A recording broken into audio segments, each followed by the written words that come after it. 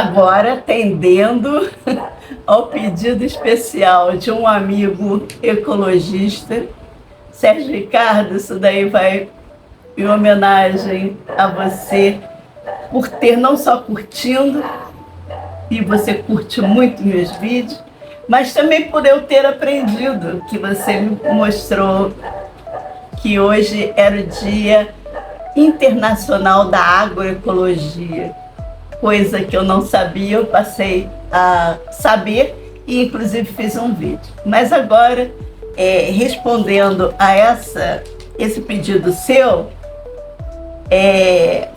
fale sobre livre-arbítrio. Ele fez esse pedido num vídeo lá no Instagram, porque ele me segue mais no Instagram. É sobre, quando eu estava falando de, qual foi o vídeo? Liberdade de expressão. Acho que eu coloquei a esses dias. Então ele pediu que eu podia falar de livre-arbítrio e eu estou fazendo aqui de improviso, que realmente eu nem tinha colocado nos tópicos. Mas amigos furam fila, né, amigo? Então vamos lá. Quando eu disse que a liberdade de expressão é uma ilusão, ela não existe, esse amigo talvez tenha se feito a pergunta: será que ela tem algo a dizer sobre livre-arbítrio? Livre-arbitrar, né? O livre-arbítrio é você poder, o que é arbitrar? É dizer o que você quer ou não quer fazer, o que você quer ser ou não ser. É uma resposta complexa que não vou poder fazer em 10 minutos. Então eu vou resumir algumas coisas. O livre-arbítrio existe? Sim e não. Por quê? Qual é a liberdade que uma criança tem? Já dei um tempinho para vocês responderem. Quem é adulto aí convive com criança, seja ela sua ou dos outros, mas vocês convivem. A criança vive sob determinados regulamentos. E por que esses regulamentos, gente? Porque ela não tem maturidade para poder arbitrar realmente sobre alguma decisão que ela for tomar. Por quê? Porque ela não conhece todas as facetas daquela atitude. Como ela não conhece, ela não vai fazer uma escolha adulta e consciente. O que é uma decisão adulta ou deveria ser? É você compreender quais são as suas responsabilidades dentro de um contexto, quais são os seus direitos, quais são os seus deveres e depois disso decidir. Eu diria que a maioria das pessoas que estão aí desse lado não saíram sequer da fase infantil. Muitos vão reconhecer os mimizentos da família ou no entorno. Ah, aquele ali reclama de tudo, parece que tudo lhe é devido. Então, o livre-arbítrio, a princípio, ele existe dentro do seu tamanho, dentro da sua proporção. Qual o espaço mental, intelectual, profissional que você tem para opinar sobre aquilo e decidir sobre aquilo? Porque não é só uma questão de decisão, é de assumir a responsabilidade sobre essa decisão. Então, tomar decisão, muitos tomam.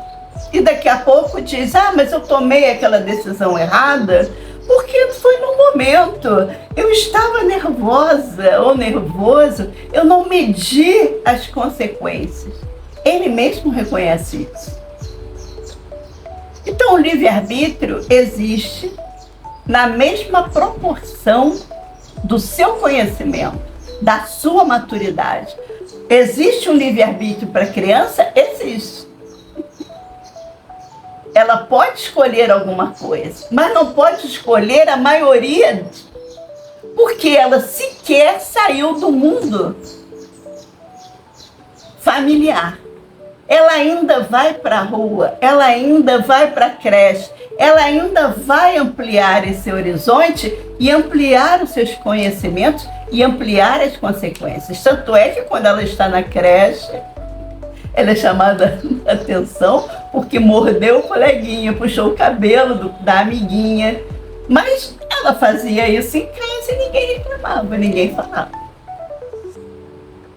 É preciso que se apresente. O livre-arbítrio é preciso que você apresente coisas na proporção de que aquela pessoa pode decidir a respeito e se responsabilizar pelas decisões. Você mordeu o amiguinho, a amiguinha, você sabe então que hoje você não vai comer a sobremesa.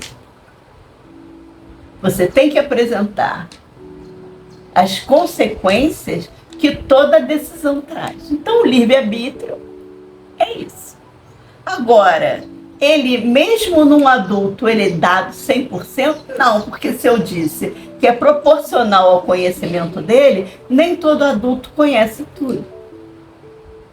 Então, ele pode, como eu, por exemplo, estou lançando essas coisas, estou dizendo a vocês, baseados no meu conhecimento, na minha educação, no meu aprimoramento, nas minhas buscas por respostas. Mas o tempo todo é você quem faz o filtro. Você não pode pegar o que eu digo como uma verdade absoluta, e nem deve. Mesmo que tenha sido Deus quem disse, mesmo que tenha sido Jesus quem disse. E por que eu estou fazendo até mesmo essa distinção? Porque quem escreve entende do seu jeito. É dentro desse leque de conhecimento que ele tem que ele vai entender o que ele está vendo, ouvindo. Então, até mesmo as sagradas escrituras, você pode pensar, porque alguém a viu. E viu do jeitinho dele. Arbitrou, ele teve o livre-arbítrio para escrever. Sim, e pode ser que na maioria das vezes ele tenha tido a certeza de que ele transcreveu o que ouviu. Mas só ouvimos dentro da nossa margem de compreensão.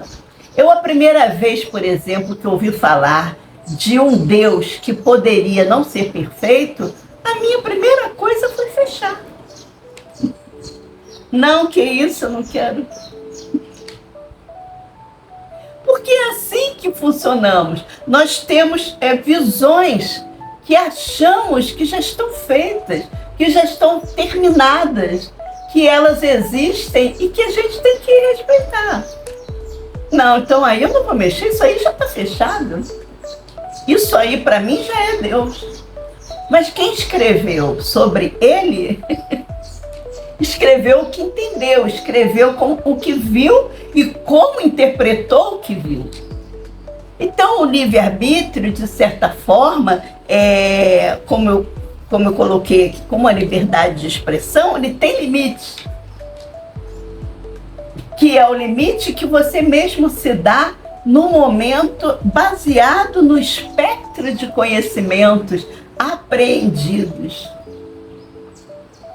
E tem um livre-arbítrio maior, ou seja, você faz parte de um planeta. Mas você não sabe como a Terra funciona. Ela tem 4,5 bilhões de anos. Você sabe que ela está atrelada ao Sol, mas não sabe que o Sol, que também tem 4,5 bilhões de anos, e carrega com ele todo um sistema que chamamos de sistema solar, passa. Tudo isso é vivo. Eu falei sobre a agroecologia, sobre como é que foi Dia Internacional da Agricultura, que ele chamou de agroecologia, exatamente, esse mesmo amigo que me fez essa pergunta. Dia da Agroecologia, a gente precisa entender que isso é vivo. Isso tem evolução. As árvores são o que são depois de muito tempo que evoluíram. E elas nos sustentam. Desde o oxigênio que respiramos, até o alimento, até o remédio, tudo vem delas. Então, existe uma inteligência ali, gente. Existe um ser inteligente, um ser que evolui e um ser que te sustenta. E que é tratado com muito desrespeito. Então, sim, o livre-arbítrio nosso existe enquanto a gente não prejudica essas coisas. Se usamos o livre-arbítrio para prejudicar outrem, vamos pagar por isso. Eu espero que tenha respondido, mas você, Sérgio, que continua vendo esses meus vídeos, entenda uma coisa, eu falei apenas sobre um espectro, tá bom?